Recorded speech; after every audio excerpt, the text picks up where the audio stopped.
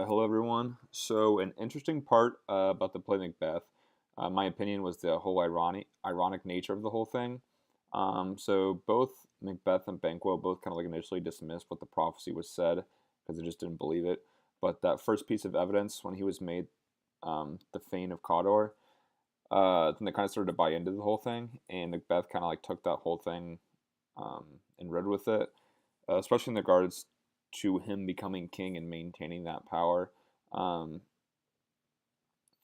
Macbeth really just kind of like became mad with the idea of becoming like being the king, and so when he became king, he like lost his mind and basically did everything he could to prevent the rest of the prophecy coming true, which was him not having a successor that would be the king. So he kind of spent his whole life trying to prevent that next part from happening, but in doing so, he actually ensured it happening. So I thought that was pretty interesting. Two like values that I noticed in the play um, was like this like thing on success or like accession of power. There's a huge like theme of ambition in the play, especially when it came to Macbeth. He was started out as just like this noble warrior, but he like grew to be the king, um, and he got like power hungry, so he ended up killing the current king. Also, family power. When Macbeth threatened Macduff's family to prevent his own family from losing power, I thought that was pretty interesting. Um, so a part that I like had to like look up and do that with was the "if it were done when 'tis done" soliloquy in the first act in the seventh scene. I wouldn't understand it at first just because the language they use in the play is pretty hard to read in the first read.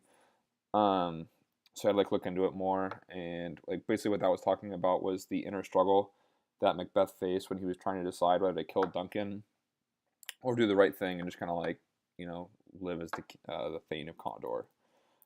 So gender roles, they were quite prevalent for the men. I feel like the men kind of fit in their like typical role, being the politicians and the warriors and stuff. But I feel like the women really had like a powerful um, role in the play, and like kind of like controlling the men behind the scenes and kind of like influencing their actions in various ways.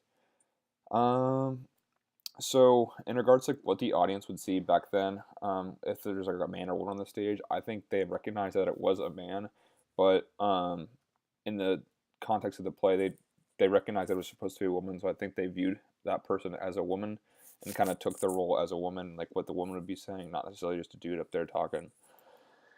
And two questions that I have. Would Macbeth have fared the same fate if he didn't buy into the prophecy and kind of like spent his whole life trying to like make certain parts come true and certain parts not come true? Or is that what just happened naturally and he kind of like made the worst parts of the prophecy come true by kind of like being obsessed with it? And my last question would be, would this whole play have played out the same way if Lady Macbeth was a little bit more of a milder character who didn't push Macbeth to do so many things? Thanks. See you.